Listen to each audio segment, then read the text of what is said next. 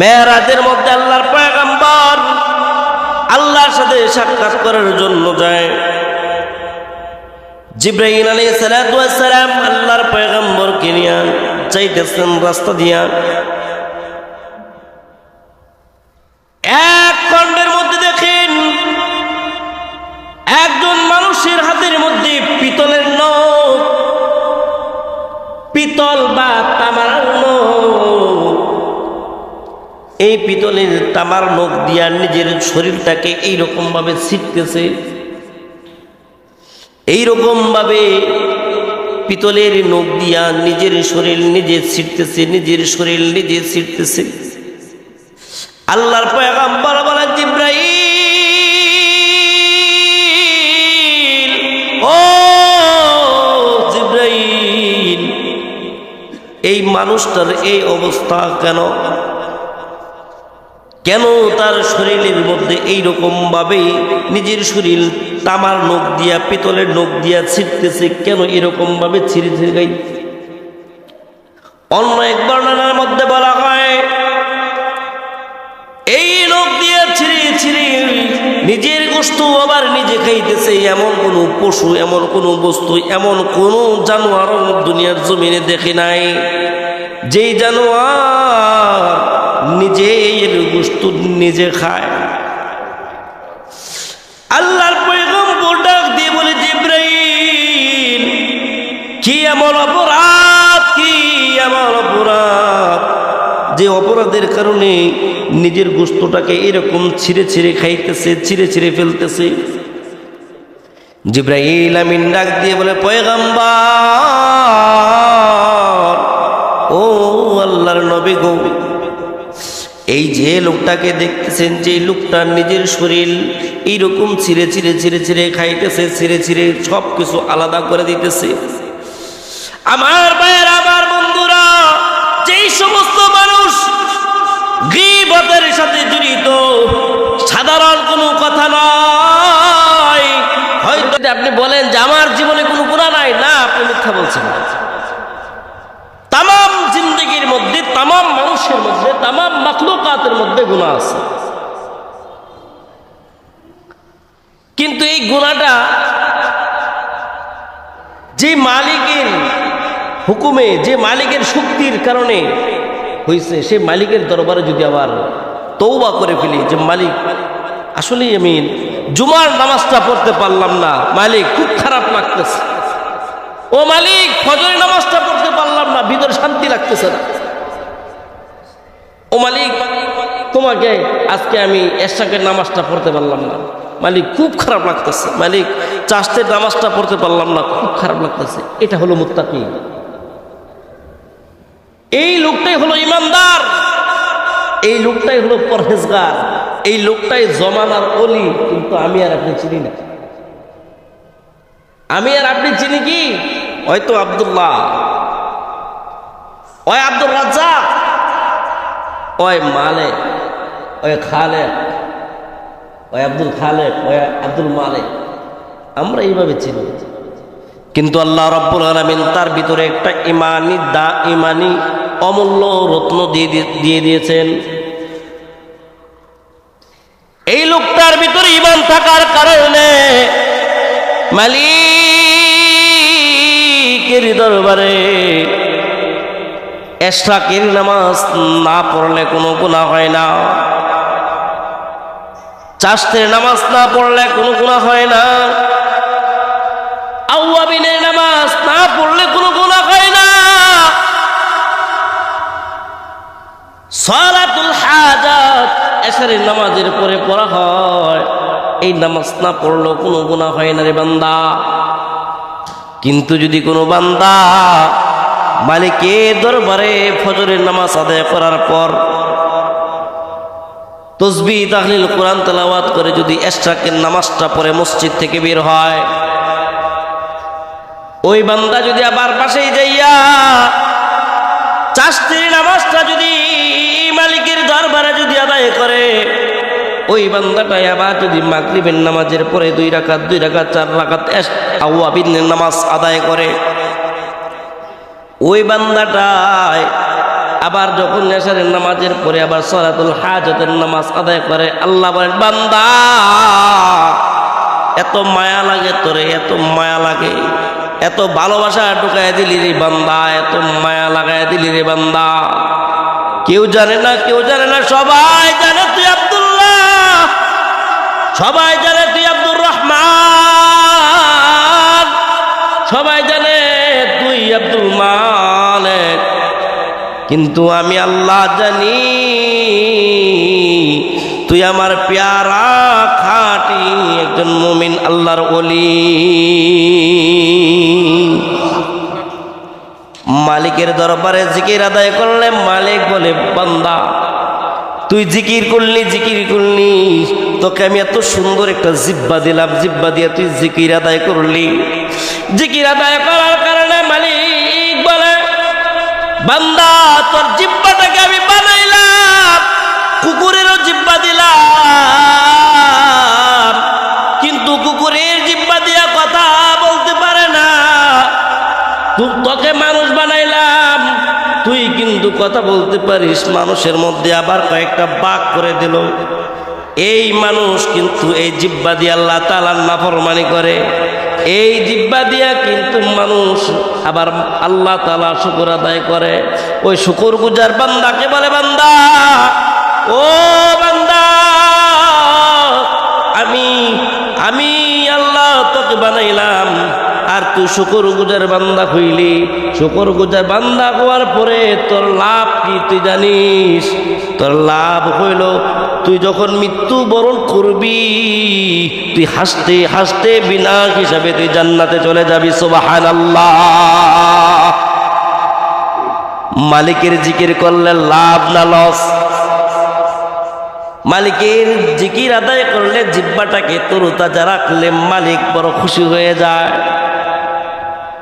যেমন ভাবে আমি আমার সন্তানকে যদি একটা কাপড় এনে দেই, আমার সন্তানকে যদি আমি লালন পালন করি, আর ওই সন্তান যদি আমাকে দমে দমে বলে যে বাবা বাবা তুমি আমাকে জামা এনে দিছো, বাবা তুমি আমাকে কাপড় এনে দিছো, বাবা তুমি আমাকে মজা এনে দিছো, বাবা তুমি আমাকে এই করেছো, বাবা তুমি আমাকে সেই করেছো, যখন বাবা বাবা বলবে তখন মানুষগুলো বলবে এটা তো দেখি আসলে বাবার পাগল। বাবার পাগল বলে যে তোমার সন্তানটা তো তোমার বড়ই পাগল। এই পাগলের কথা শোনার পরে বাবার মনটারও কিন্তু সন্তানের দিকে দাবিত হয়ে যাবে। দাবিত হয়ে গেলে এই সন্তানের প্রতি বাবার ভালোবাসা কি বাড়বে না কমবে? ঠিক তদ্রূপভাবে আমার মালিক আমার আল্লাহর দরবারে যে বারবার জিকির আদায় করবে, বারবার সেজদার মধ্যে লুটে পড়বে, মালিককে বারবার ডাকবে, ওই মালিক বলেন এই বান্দাটা আমার বড় প্রিয়। সুবহানাল্লাহ। এই বান্দাটা আমার বড় ভালোবাসার বান্দা, এই বান্দাটা বড় মুহাব্বতের বান্দা আমার। এই জন্য মালিক আমাদেরকে পুরো একটা শরীর দান করেছেন। এই মালিকের শরীর দিয়া, এই মালিকের রক্ত মাংস দিয়া, এই মালিকের বুদ্ধি দিয়া আমরা অন্য কোনো কাজ করব না। যে কাজ করলে মালিক অসন্তুষ্ট হয় আমরা এমন কাজ করব যে কাজ করলে আমার মালিক খুশি হয়ে যায়। বলেন ঠিক কিনা? এই জন্য আমাদের দেহের মধ্যে সবচেয়ে দামি একটা জিনিস হলো জিহ্বা। এই জিহ্বা দিয়ে মানুষ ভালো করতে পারে, জিহ্বা দিয়ে মানুষ খারাপ করতে পারে। জিহ্বা যার ভালো থাকবে, জিহ্বার কারণে মানুষের অনেক গুনাহ হয়ে যায়। যেমন আল্লাহর পয়গম্বর সাল্লাল্লাহু আলাইহি ওয়াসাল্লাম বলেন আল গীবাতু আশাদ্দু মিনাজ জিনা। কে বলছেন? মিশকাতের মধ্যে আর বুখারী শরীফের মধ্যে আল্লাহর হাবিব সাল্লাল্লাহু আলাইহি ওয়াসাল্লামের হাদিস খানা উঠছে, আল গীবাতু আশাদ্দু মিনাজ জিনা। আমরা যে গীবত করি, গীবত বুঝেন? হ্যাঁ বুঝেন না? গীবত খুব ছোট্ট একটা বিষয়, কিন্তু গীবত বাংলা এতটুকু শেষ। এটার অর্থ হলো অন্যের দোষ বর্ণনা করা, অন্যের দোষ বর্ণনা করা। এটা হলো ছোট্ট একটা জিনিস, কিন্তু এর রিঅ্যাকশনটা কেমন। আল্লাহর পয়গম্বর সাল্লাল্লাহু আলাইহি ওয়াসাল্লাম বলেন, সাহাবীদেরকে বলেন, তোমরা কখনো একে অপরের দোষ বর্ণনা করবা না। আল্লাহর পয়গম্বর বলেন, আল গীবাতু আশাদ্দু মিনাজ জিনা। গীবতটা হলো মানুষ যে জিনা করে, জিনা জিনা বলা হয় আমার বিবি রেখে যদি আমি অন্যের বিবির ঘরে যাই, আমি যদি অন্য কোনো আমার হালাল দম্পতি রেখে যদি আমি অন্য কোনো জায়গার মধ্যে যাই, সেটা হবে জিনা। চোখ দিয়ে যদি ওই বেগানার নারী দেখে যদি আমি আফসোস করি, এটা হলো জিনা। আমি আমার প্রেমিকা বানাইলাম, আমি এরকম একটা সম্পর্কের মধ্যে আমি জড়ে গেলাম, এটাকে বলা হয় জিনা। জিনার অনেক প্রকার আছে। এই জিনাখোর হলো গীবতের থেকেও, গীবত হইল এই জিনাখোরের থেকেও বেশি খারাপ।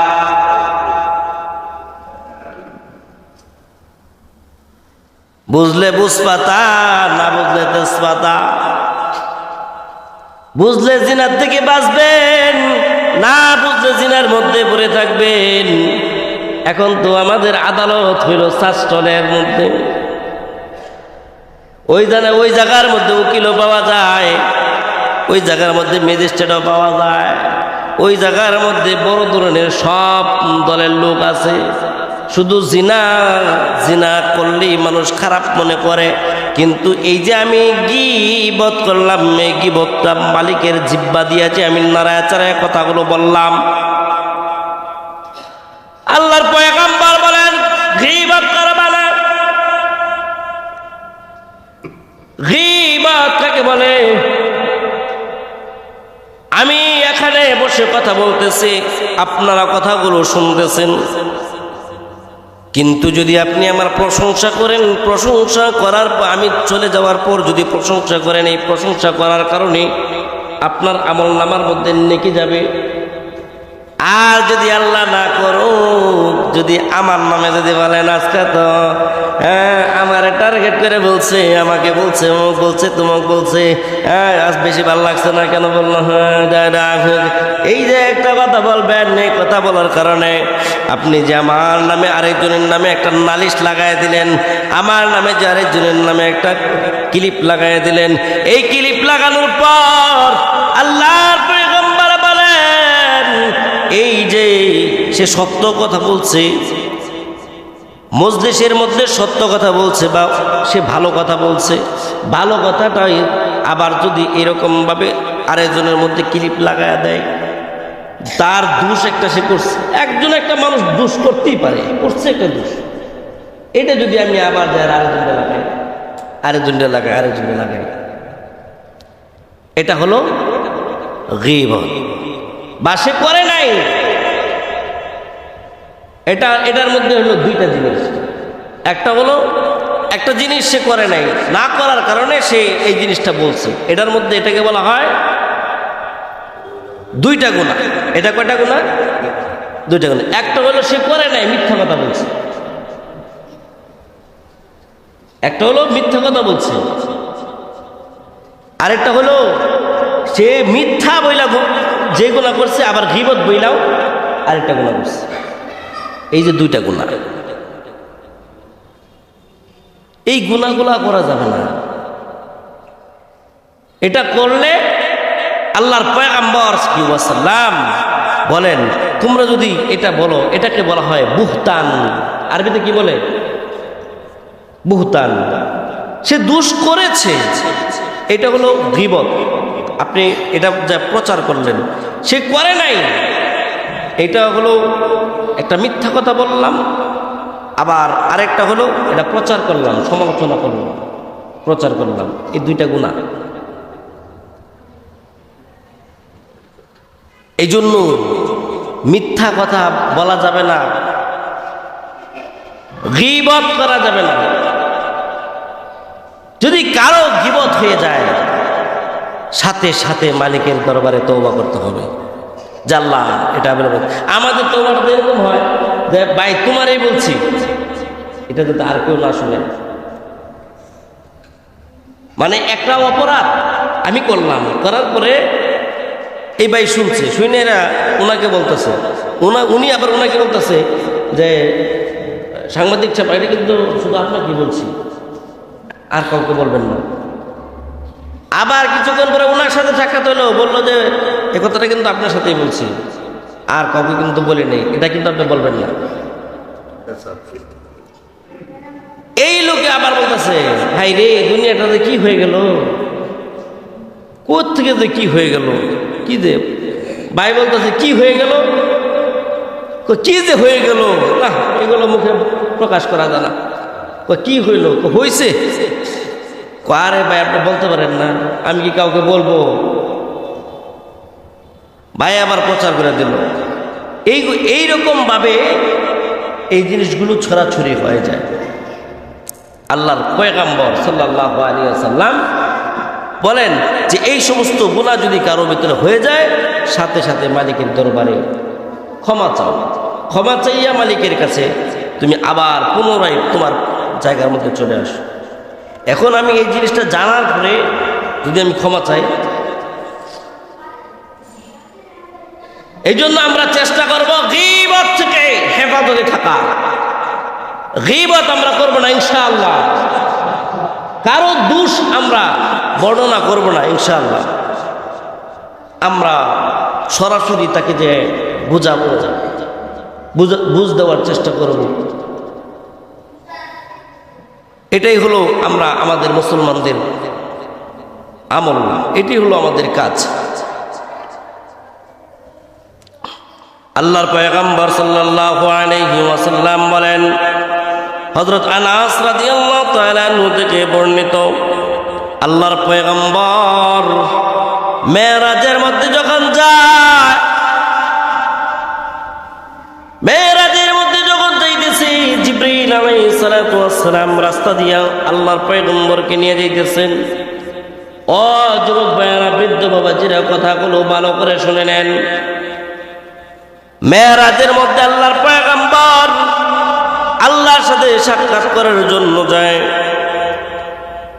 জিবরাইল আলাইহিস সালাতু ওয়াস সালাম আল্লাহর পয়গম্বরকে নিয়ে যাইতেছেন রাস্তা দিয়া।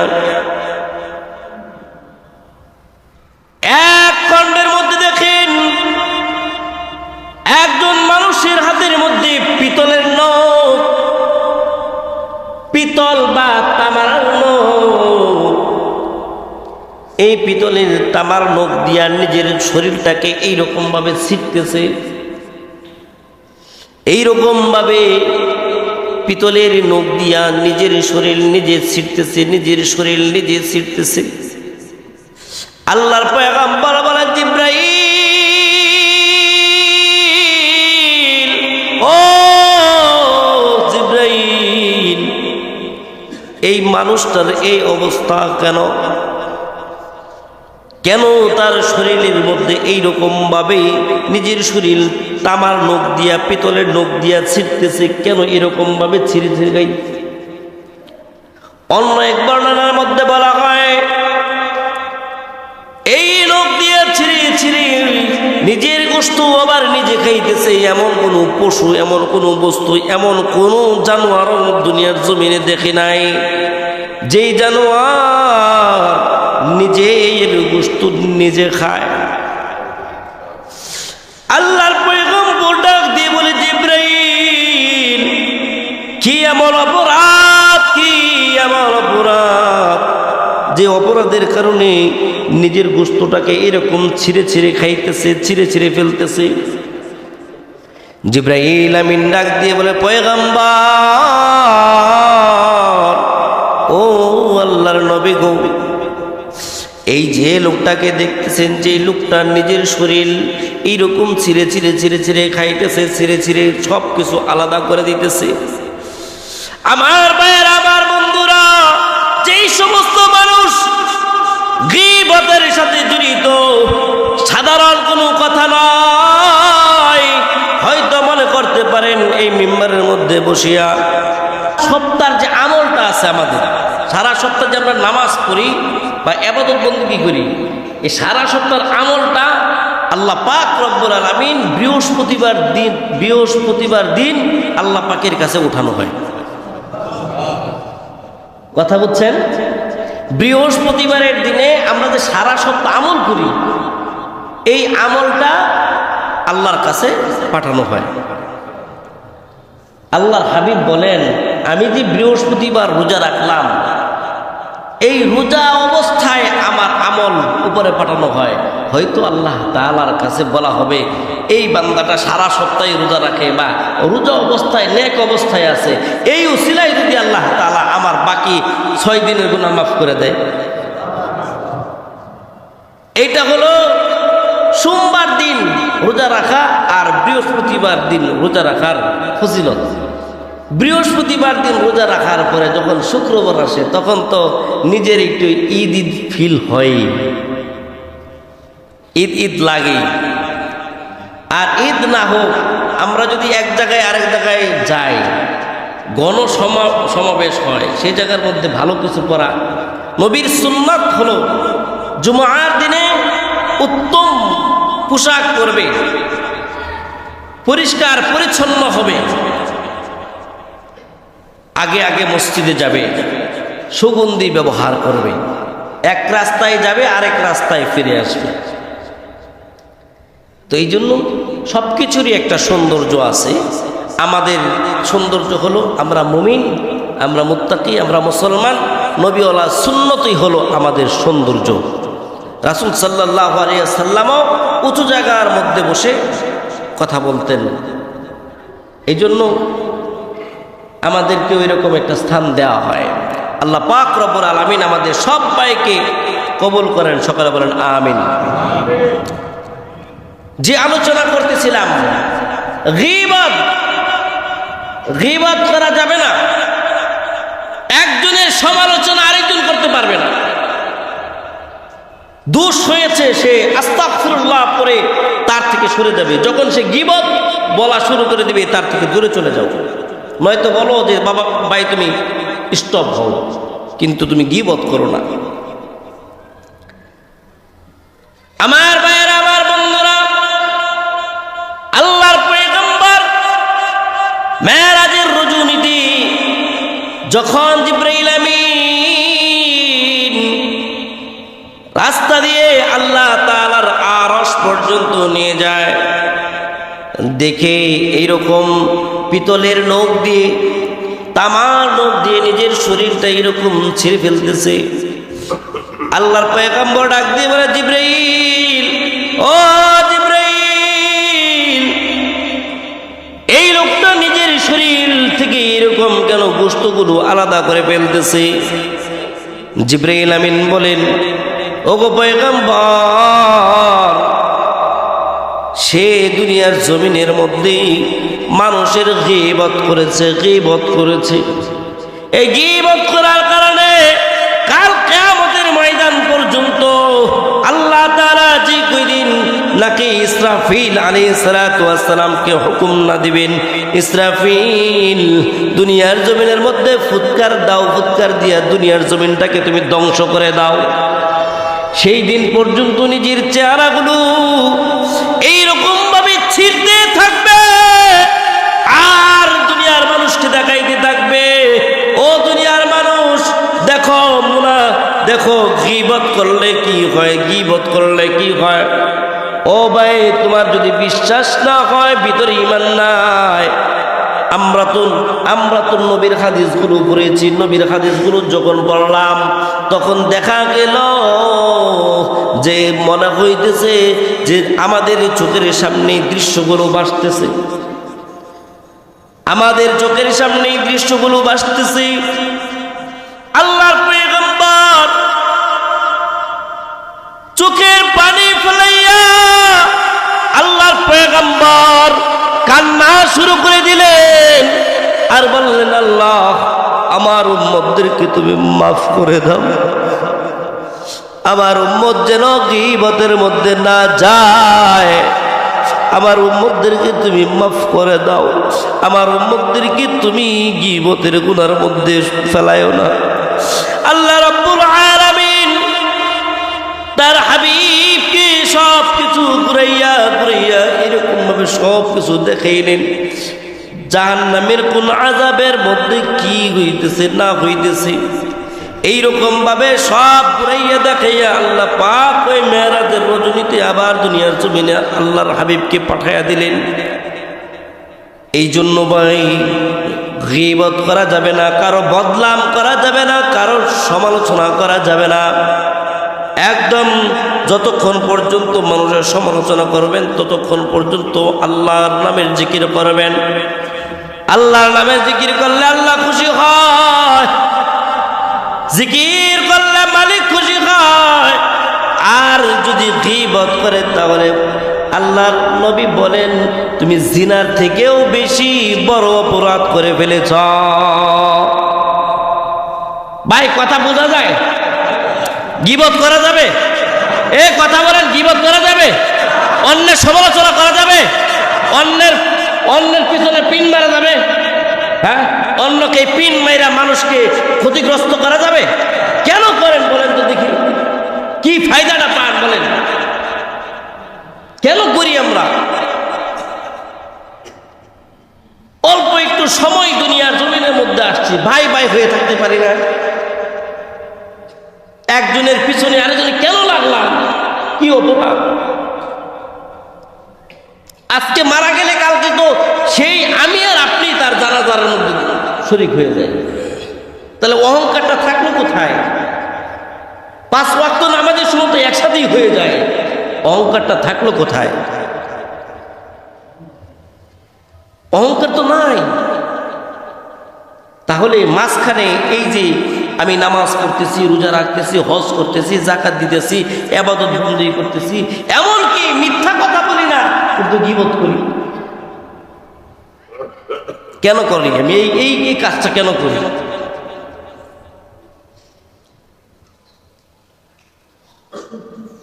হাসান বসরি রহমাতুল্লাহি আলাইহি, হাসান বসরি রহমাতুল্লাহি আলাইহি যে মানুষটা তার নামে গীবত করত, হাসান বসরি বলে ওই শাগরিদ এই যে টাকা নিয়ে যাও, এই টাকা নিয়ে যায় তার জন্য 1 কেজি আপেল আনবা, 1 কেজি কমলা আনবা, 1 কেজি আঙ্গুর আনবা, 1 কেজি বেদানা আনবা, 1 কেজি মালটা আনবা, 1 কেজি আনার আনবা। যাও যাও যাও, ওই ব্যক্তিকে তুমি যাই দিয়ে আসো। কেন দিবা তুমি জানো? এই জন্যই দিবা কারণ এমন পৃথিবীর জমিনের মধ্যে এমন কোনো মানুষ নাই যে মানুষ রাতে তাহাজ্জুদের নামাজ আদায় করে, রাত্রে মানুষ তাহাজ্জুদের নামাজ আদায় করে এটা আরেকজনকে দিয়ে দেয়। যে আল্লাহ সারা রাত জিকির আজগার করলাম, সারা রাত জিকির করলাম, সারা রাত তাহাজ্জুদের নামাজ আদায় করলাম, কোরআন তেলাওয়াত করলাম, আল্লাহ এই আমলটা আমি আব্দুল্লাহকে দিয়ে দিলাম। এই কাজ কেউ করবে না, আর আব্দুল্লাহর গুনাহগুলো আল্লাহ তুমি আমার আমল নামার মধ্যে দিয়ে দাও। কেউ বলবে? ভাই কেউ বলবে? আমি বলবো যে আমি সারা রাত ইবাদত করার পরে আমলটা আপনাকে দিয়ে দেই আর আপনার গুনাহটা আমি নিয়ে নিই। এরকম কেউ করবো? কথা কয় না, কেউ করবে না, কিন্তু আমরা করি। আমি করি এটা কিভাবে করি? আল্লাহর পয়গম্বর বলেন যে মানুষ এক ভাইয়ের গীবত করে, এক ভাইয়ের দুষ নিয়ে শুধু ঘোরাঘুরি করে, কার কাছে লাগানো যায়, কার কাছে ফেস লাগানো যায়, কারে ধরুন যায়, কারে ছাড়ুন যায়, কারে বকা শোনানো যায়, কাকে মার খাওয়ানো যায়, কাকে জেলের ভিতরে বলুন যায়, এই ফেজ যাদের ভিতরে আছে এই মানুষগুলোর ব্যাপারে কথা বলা হয়েছে।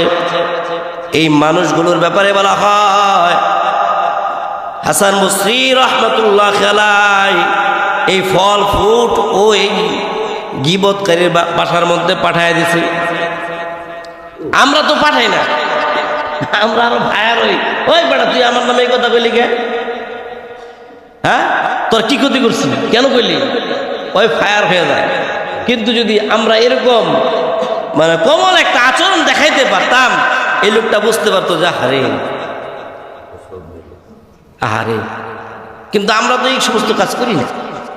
হাসান বসরি রহমতুল্লাহ আলাইহি যখন এই ফল ফ্রুট যখন পাঠায় দিছে, পাঠায় দেওয়ার পরে ওই আল্লাহর বান্দা বলতেছে যে কি ব্যাপার, তুমি তো হাসানের লোক, তুমি এখানে আসলা কেন?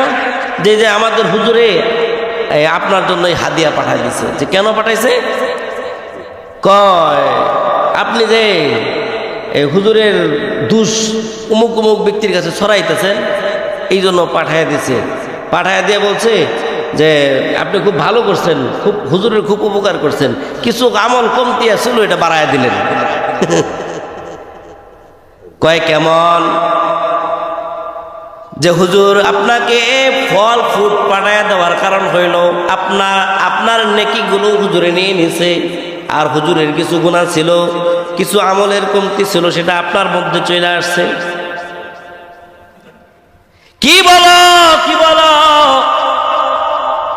পরদিন এসে হুজুরের দরবারে এসে, হুজুর ভুল হয়েছে, অন্যায় করেছি, অপরাধ করেছি, আপনি আমাকে ভালো একটা উপদেশ দিয়েছেন, ভালো একটা দিক নির্দেশনা আপনি আমাকে দিয়েছেন, এই যে তওবা করলাম, আর কোনদিন শুধু আপনি নয় দুনিয়ার আর কারো গীবত করব না। সুবহানাল্লাহ। কত সুজারি ভাই, একটা আমলের জন্য কাল কিয়ামতের ময়দানে মানুষের কি পরিমাণ পেরেশানি হবে, এই আলোচনা করব আমরা ইনশাআল্লাহ সামনে। আবু হানিফা রাহমাতুল্লাহি আলাইহি যার অনুসরণ আমরা করি, আমরা মুসলমান এখানে যারা আছি সবাই করি। আবু হানিফা রাহমাতুল্লাহি আলাইহি, আবু হানিফা রাহমাতুল্লাহি আলাইহি সাউন্ড গেছে নাকি? হ্যাঁ, আবু হানিফা রাহমাতুল্লাহি আলাইহি তিনি বলেন, ও বান্দা, ও আল্লাহর গোলাম, নবীর উম্মত, তোমরা যদি গীবত করতে চাও, তোমার মা আর বাবার গীবত করো। কার গীবত করতে বলছেন? হ্যাঁ, মা বাবার। এখন করেন যে একটু আগে ওয়াজ করলেন গীবত করুন যাবো না, এখন আমাদের মা বাবার গীবত করতে। আবু হানিফা রাহমাতুল্লাহি আলাইহি বলেন গীবত করা যাবে না। যদি গীবত করো, তোমার মা আর বাবার গীবত করো। লোকেরা জিজ্ঞাসা করে যে এটা আবার কেমন কথা বললেন, মা বাবার নামে কেন গীবত করব? যে মা 10 মাস 10 দিন কষ্ট করে আমাদেরকে লালন পালন করে আমাদেরকে উপযুক্ত করলেন, সেই মা বাবার নামে আমি কেন গীবত করব? আবু হানিফা রাহমাতুল্লাহি আলাইহি বলেন গীবত এই জন্য করবা, তোমার মা তোমাকে 10 মাস 10 দিন গর্ভে রেখেছে, তোমার বাবা সারা জীবন কামাই করে তোমাকে খাওয়াইছে, তুমি 5 ওয়াক্ত নামাজ আদায় করলা, তুমি হজ করলা, যাকাত করলা, কোরআন তেলাওয়াত করলা, রাতের অন্ধকারে তাহাজ্জুদের নামাজ আদায় করলা, কিন্তু তুমি তো তোমার মা বাবাকে কিছুই দিতে পারলা না। তুমি মদখোর, গাঞ্জাখোর, সে মদ খাইলো, গাঞ্জা খাইলো, জিনা করলো, তার নামে আলোচনা সমালোচনা কইরা তোমার এই সওয়াবগুলো তার আমলনামার মধ্যে দিয়ে দিতেছো।